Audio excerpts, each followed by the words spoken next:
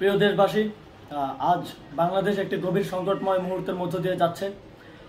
এখন পর্যন্ত আমাদের প্রাপ্ত খবর অনুযায়ী আওয়ামী লীগ, ছাত্রলীগ, যুবলীগের সন্ত্রাসীরা গুলি করে কুপিয়ে প্রায় 30-এর অধিক শিক্ষার ছাত্র জনতাকে হত্যা করেছে এবং দিন শেষ হতে হতে এই সংখ্যাটা কোথায় গিয়ে দাঁড়ায় আমরা জানি না। এরই প্রেক্ষিতে আমরা একটি সিদ্ধান্ত নিয়েছি। আমাদের একটি জরুরি সিদ্ধান্ত মোতাবেক আমাদের যে 6 তারিখের যেই লং মার্চ টু ঢাকা কর্মসূচি ছিল সেটিকে আমরা একদিন এগিয়ে নিয়ে এসেছি।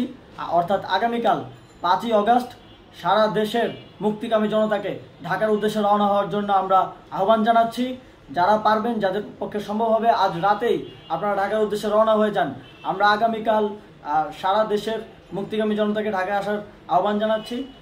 বিশেষ করে ঢাকার আশেপাশে যে জেলাগুলো আছে, আপনারা দায়িত্ব নিয়ে মসজিদের মাইকে ঘোষণা দিয়ে যাদেরকে পাবেন সবাইকে নিয়ে ঢাকার উদ্দেশ্যে রওনা হন। এই লড়াই আমাদের জন্য একটি চূড়ান্ত লড়াই। আমরা চূড়ান্ত ঘোষণার জন্য প্রস্তুত।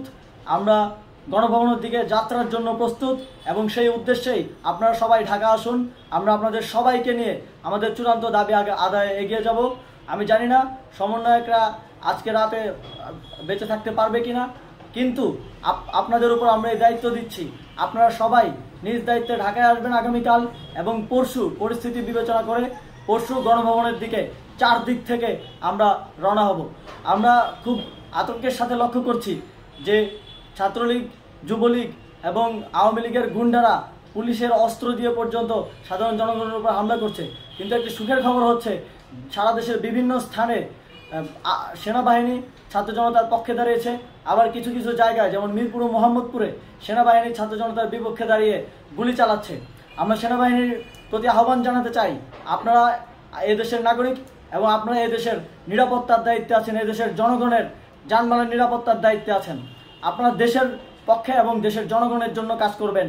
কোনো খুনি সরকারের জন্য, কোনো খুনি রাজনৈতিক দলের জন্য কাজ করবেন না। এটি এদেশের জনগণ আপনাদের থেকে প্রত্যাশা করে।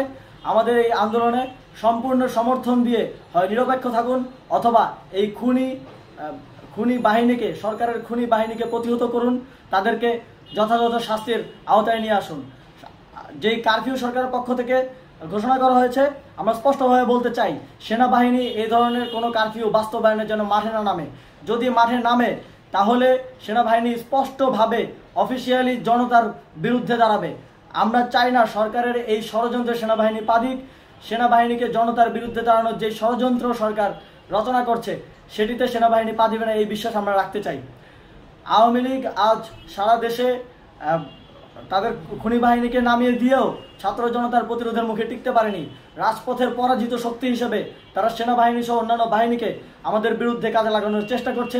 এই চেষ্টাকে, এই ষড়যন্ত্রকে ব্যর্থ করতে হবে এবং আগামীকাল সারা দেশে মসজিদে মসজিদে ঘোষণা দিয়ে ঢাকার উদ্দেশ্যে আপনারা রওনা হন। প্রত্যেকটি পরিবার থেকে অন্ততপক্ষে একজনকে ঢাকার উদ্দেশ্যে রওনা করে দিন, এই ইতিহাসের সাক্ষী হতে, একটি নতুন বাংলাদেশের অভ্যুদয় ঘটানোর একজন কর্মী হতে।